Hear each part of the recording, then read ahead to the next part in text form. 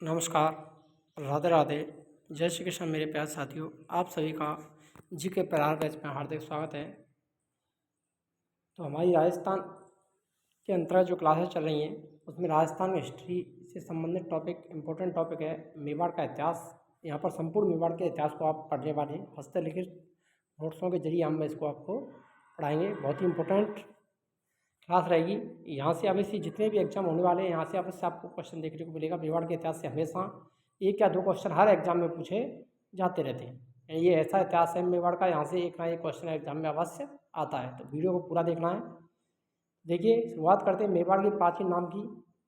मेवाड़ का जो प्राचीन नाम है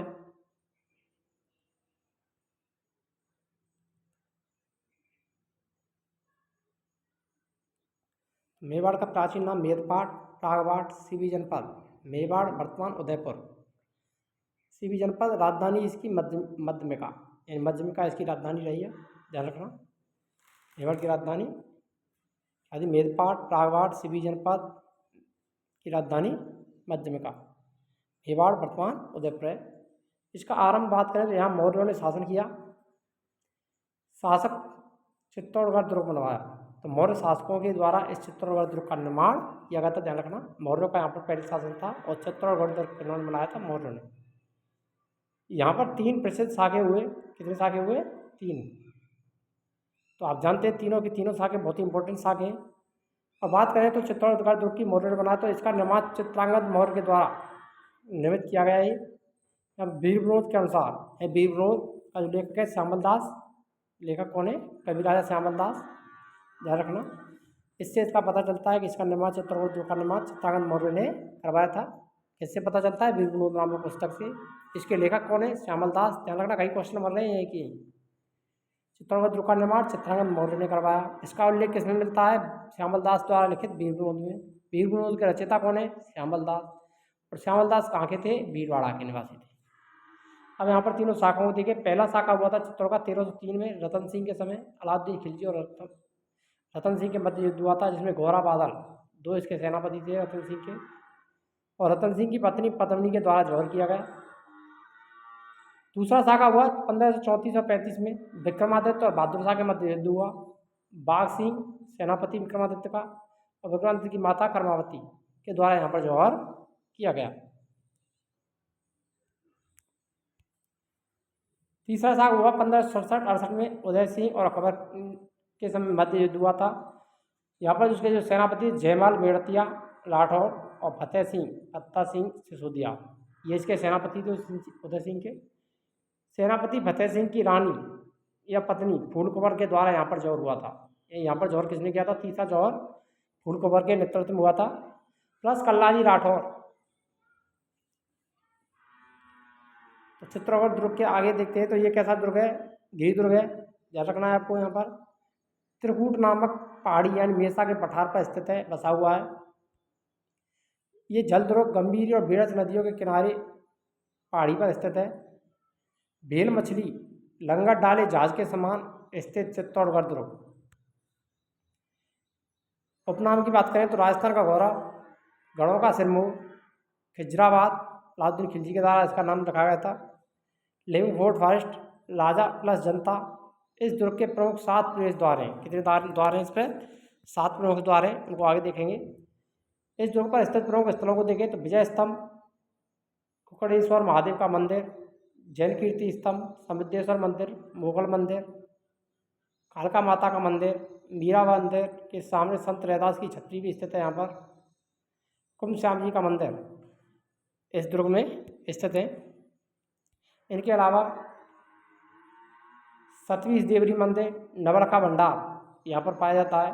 श्रृंगार चबरी, शांतिनाथ जैन मंदिर, पद्मिनी महल, अन्नपूर्णा माता का मंदिर, फतेह प्रकाश महल संग्रहालय, गोमुख कुंड, कुंभा महल, जनाना बाजार, रतन सिंह महल, तुलजा भवानी का मंदिर जिसका निर्माण भरतमुनि ने करवाया था, घोड़ा बादल महल, भामाशाह की हवेली। एकमात्र दुर्ग जहाँ पर खेती और कृषि होती है। मोस्ट इंपोर्टेंट, ध्यान रखना, ये क्वेश्चन आरपीएससी फर्स्ट ग्रेड में बन भी चुका है। एकमात्र दुर्ग जहाँ पर खेती और कृषि होती है।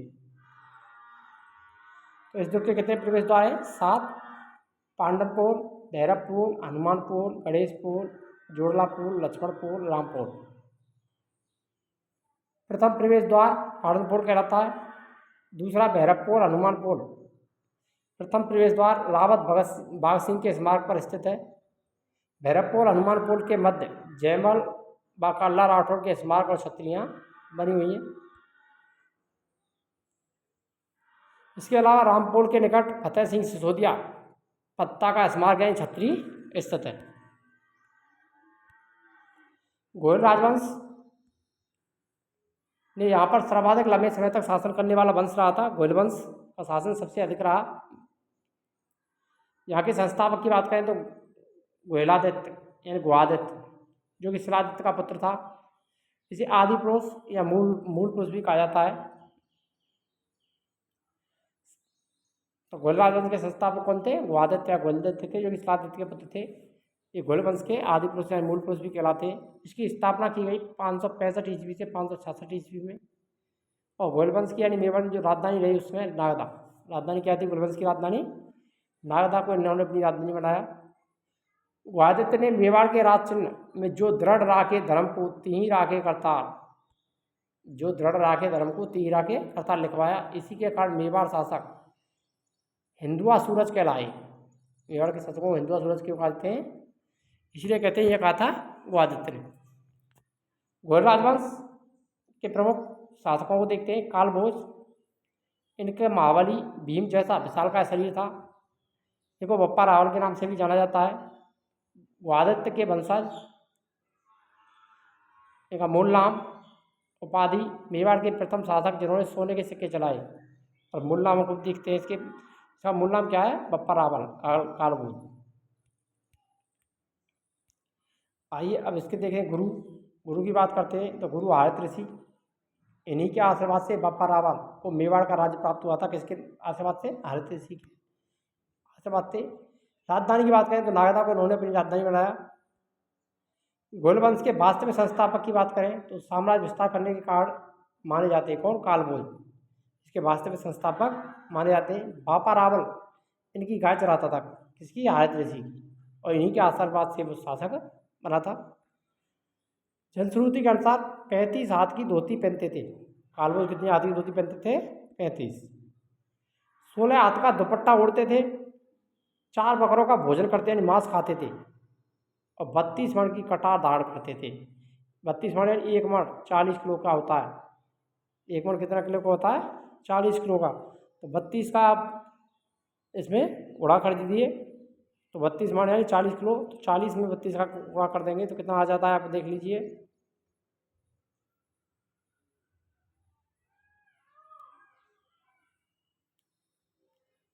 तो 1280 kg इसका कुल वजन करके आएगा। 1280 kg इसकी जो कटार का वजन है, याद रखना। समय काल 734 से 735 ईस्वी तक इन्होंने शासन किया। ध्यान रखना, 4 बकरों का मांस खाने की क्षमता इनमें थी। 16 हाथ का दुपट्टा ओढ़ते, 35 हाथ की धोती पहनते थे, इसकी विशेषता है। और 32 मण की कटारें धारण करते थे। ये 1280 kg वजन की ये कटार को धारण करते थे। इन्होंने कैलाशपुरी उदयपुर में एकलिंग जी के मंदिर का निर्माण करवाया। कालभोज ने कैलाशपुरी उदयपुर में एकलिंग जी मंदिर का निर्माण किसने करवाया था? कालभोज यानी बप्पा रावल ने करवाया था। मेवाड़ के अधिपति यानी वास्तविक संस्थापक माने जाते हैं। मेवाड़ शासकों के आराध्य देव यानी कुल देवता कौन है? एकलिंग जी। ध्यान रखना, मेवाड़ शासक स्वयं को इनका दीवान यानी पीएम मानते हैं। किसका? एकलिंग जी का। और एकलिंग जी है वो शिव या लकुलिश संप्रदाय का मंदिर भी यहाँ पर स्थित है। एकलिंग जी में शिव और लकुलिश संप्रदाय का ये प्रसिद्ध मंदिर है एकलिंग जी, कैलाशपुरी। बप्पा रावल ने कालभोज ने नागदा में सहस्त्रभाव मंदिर का निर्माण करवाया। इसे सास बहू का मंदिर भी कहते हैं। और सास बहू का मंदिर कहाँ स्थित है? कई बार क्वेश्चन भी पूछा गया है। तो नागदा में स्थित है। इसे सहस्त्रभाव मंदिर, सास बहू का मंदिर भी कहते हैं। इसका निर्माण किसने करवाया था? बप्पा रावल कालभोज ने करवाया था। बड़ा मंदिर सास का और छोटा मंदिर बहू का है। यहाँ पर 8वीं सदी यानी शताब्दी में इसका निर्माण किया गया था सहस्त्रभाव मंदिर का।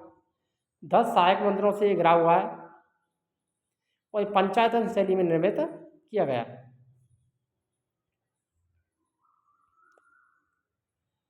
728 से 734 ईस्वी में बापा रावल ने चित्तौड़ पर आक्रमण कर मान मौर्य यानी मान मौर्य को पराजित किया। मेवाड़ के प्रथम शासक जिन्होंने चित्तौड़ पर अधिकार किया था। बापा रावल की मृत्यु के नागदा में हुई थी और स्मारक छत्री भी यहीं पर स्थित है। ध्यान रखना, बापा रावल की मृत्यु भी नागदा में हुई, स्मारक और उनकी छत्री भी कहाँ पर है? नागदा में। एकलिंग प्रस्ती के अनुसार बापा ने अपने अंतिम समय में संन्यास ले लिया था।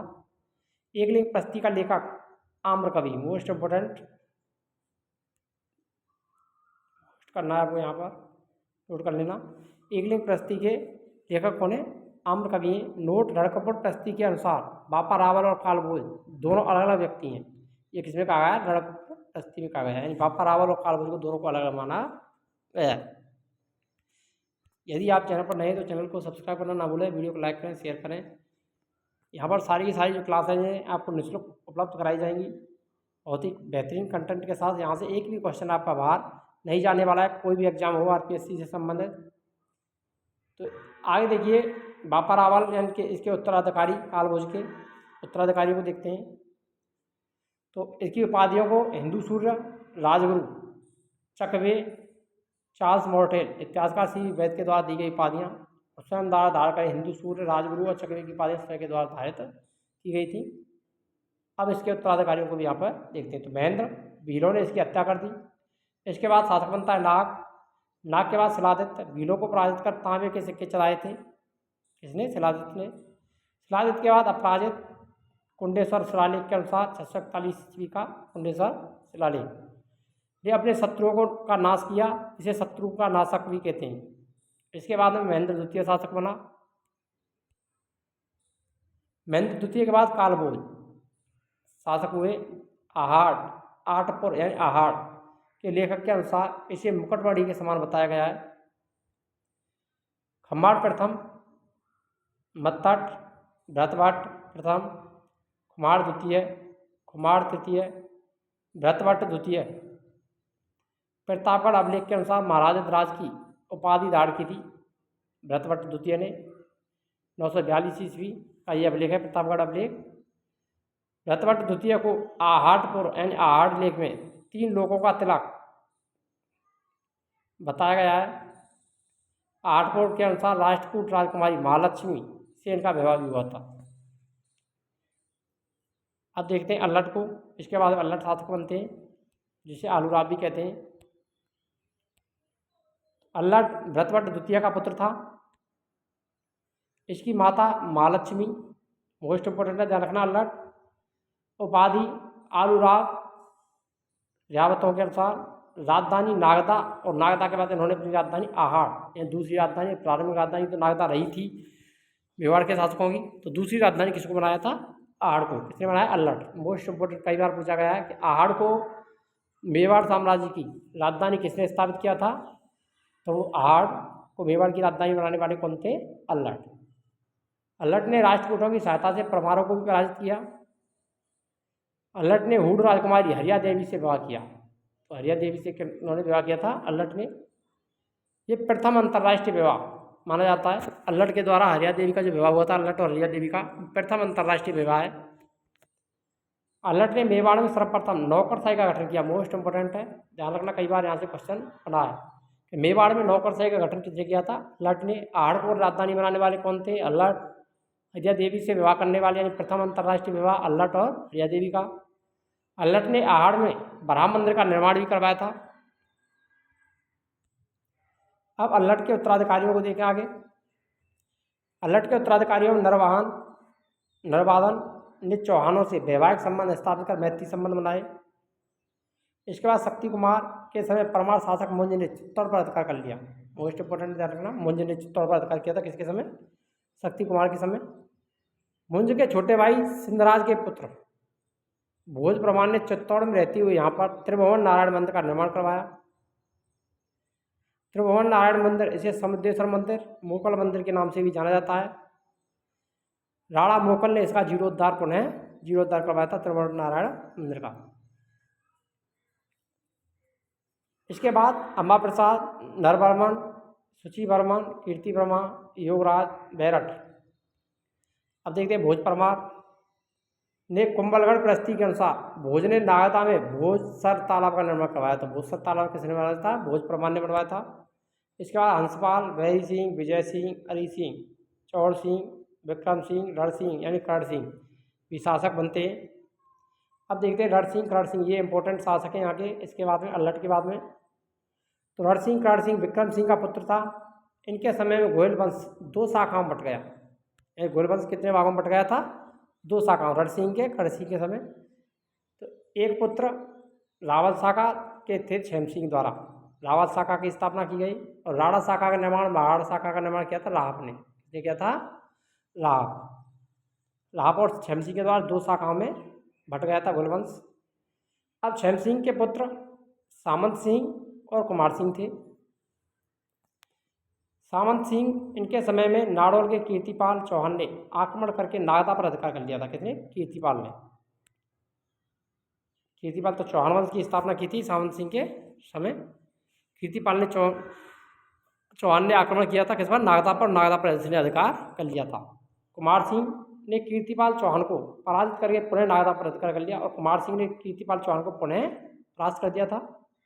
राणा शाखा के लाभ के रण सिंह के पुत्र लाभ ने सिसोदा गांव में आकर ठिकाने की स्थापना की। अलग से ठिकाना बना दिया, जिससे आगे चल कर के इनके वंशज सिसोदिया कहलाए। एक आ गए थे सिसोदिया गांव में और वहाँ पर जाकर के इन्होंने अपना ठिकाना स्थापित किया था। इसीलिए इस वंश को क्या कहते हैं? सिसोदिया वंश।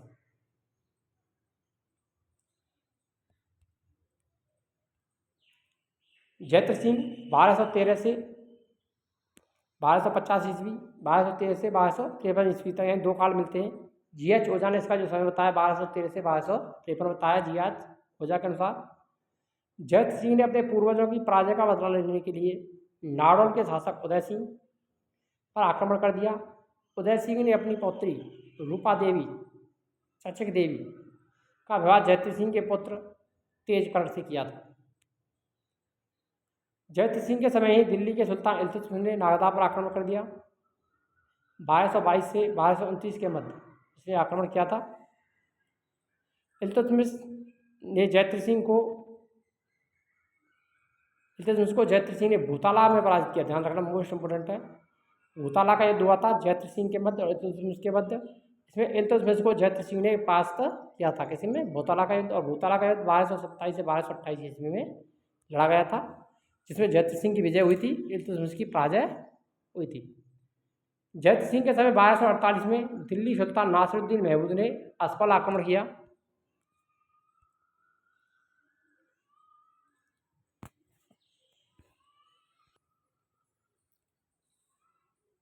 दशरथ शर्मा के अनुसार इनका समय मध्यकालीन मेवाड़ के इतिहास का स्वर्णकाल कहलाता है। याद रखना, जैत्र सिंह का जो समय मेवाड़ के इतिहास का क्या कहलाता है? स्वर्णकाल।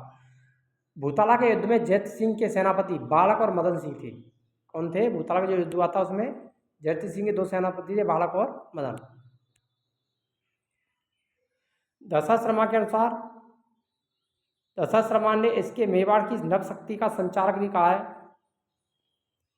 जैत्र सिंह ने चित्तौड़ को अपनी राजधानी बनाया। चित्तौड़ को राजधानी किसने बनाया था? जैत्र सिंह ने। भूताला के युद्ध की जानकारी हमें हम्मीर मदमर्दन से मिलती है, मोस्ट इंपोर्टेंट है। और हम्मीर मदमर्दन के लेखक हैं जयसिंह सूरी। हम्मीर मदमर्दन किसकी रचना है? जयसिंह सूरी की, जिससे हमें भूताला युद्ध की जानकारी मिलती है।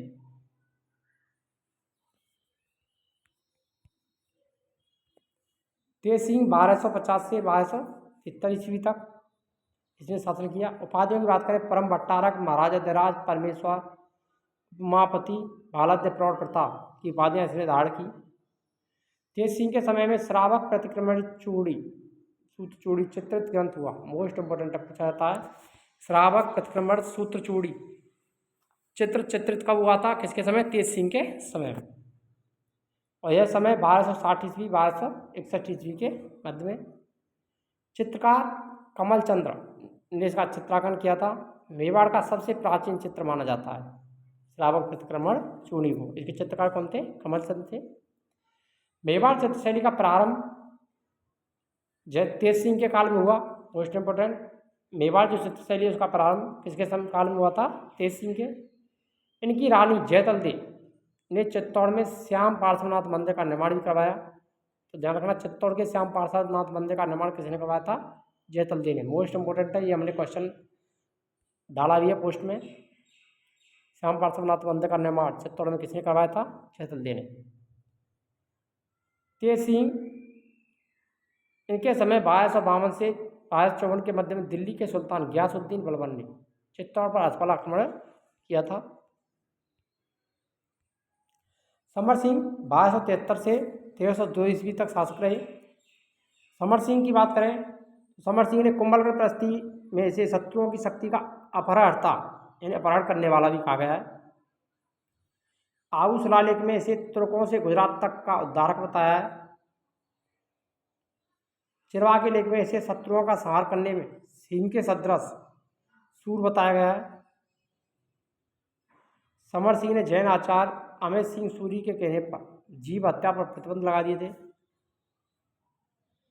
तीर्थकल्प के अनुसार 1299 ईस्वी में उलूग खां के नेतृत्व में गुजरात का अभियान किया, पर जा रही अलाउद्दीन की सेना के में सर्वप्रथम कर वसूल किया, जिसका भुगतान इनके पुत्र रतन सिंह ने किया था। यानी इसका भुगतान किसको करना पड़ता? इनके जो पुत्र थे समर सिंह के, रतन सिंह को इसका भुगतान करना पड़ता, क्योंकि इसने उनसे कर लिया था। बाद में अलाउद्दीन खिलजी ने रतन सिंह पर आक्रमण कर दिया था।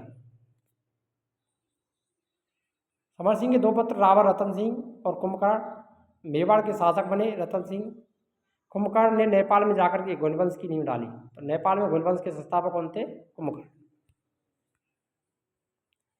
रावल रतन सिंह 1302 से 1303 ईस्वी, इसकी जो जानकारी मिलती है वो एकलिंग महामतम और कुंभलगढ़ प्रस्ती से प्राप्त होती है। रावल रतन सिंह की रानी नागमती और पद्मनी, जिसमें पद्मनी की बहुत ही प्रमुख रानी है, जिसके कारण अलाउद्दीन खिलजी ने आक्रमण किया था।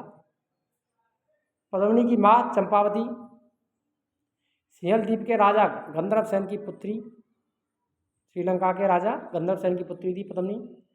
सेनापति की बात करें, रतन सिंह के घोड़ा और बादल क्रम से चाचा और भतीजा थे। दरबारियों की बात करें तो राघव चेतन तांत्रिक और जादूगर इसका दरबारी था। रावल रतन सिंह के समय 1303 में दिल्ली के सुल्तान अब्दुल खिलजी ने चित्तौड़ पर आक्रमण किया। अब इसके कारण क्या क्या रहे? सबसे पहले अलाउद्दीन खिलजी की साम्राज्यवादी और महत्वाकांक्षी नीति इसका मुख्य कारण थी। दूसरी, चित्तौड़ के सामरिक स्थिति।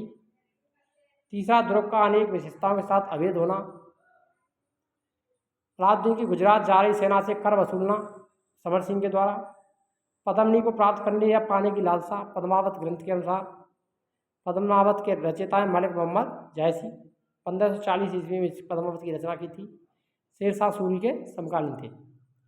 जानकारी के स्रोत: पद्मावत मलिक मोहम्मद जायसी की रचना, गौरा बादल चौपाई हेमरतन सूरी, खजान उल फतूह अमीर खुसरो की रचना है। चित्तौड़ का प्रथम शाखा 1303 में रावल रतन सिंह की पराजय हुई, अलाउद्दीन खिलजी की विजय हुई थी। इसमें वीरगति को प्राप्त करने वाले सेनापति गौरा बादल और रतन सिंह भी, इन सभी ने वीरगति प्राप्त की थी। रतन सिंह रावल शाखा के अंतिम प्रतापी शासक थे। अलाउद्दीन खिलजी जीते और खिज्र खां यहाँ का प्रशासक नियुक्त कर दिया। अलाउद्दीन खिलजी ने खिज्र खां को चित्तौड़ का प्रशासक बना दिया था और चित्तौड़ का नाम खिजराबाद भी रखा था। राजपूत वीरों द्वारा केसरिया रानी पद्मनी के नेतृत्व में 1600 महिला के द्वारा जौहर हुआ था। इसी के साथ घोलों की रावल शाखा समाप्त हो जाती है। 26 अगस्त 1303 को अलाउद्दीन खिलजी का चित्तौड़गढ़ पर आक्रमण होता है। इसका नाम बदल के खिजराबाद कर देता है और प्रशासक को खिज्र खां को, यहाँ का अपना जो पुत्र था उसका खिज्र खां को यहाँ का प्रशासक बना जाता है। नोट: इस सैन्य अभियान से प्रसिद्ध इतिहासकार सेनापति अमीर खुसरो अलाउद्दीन खिलजी के साथ था, जिसने इस घटना का सजीव वर्णन किया है, मोस्ट इंपोर्टेंट।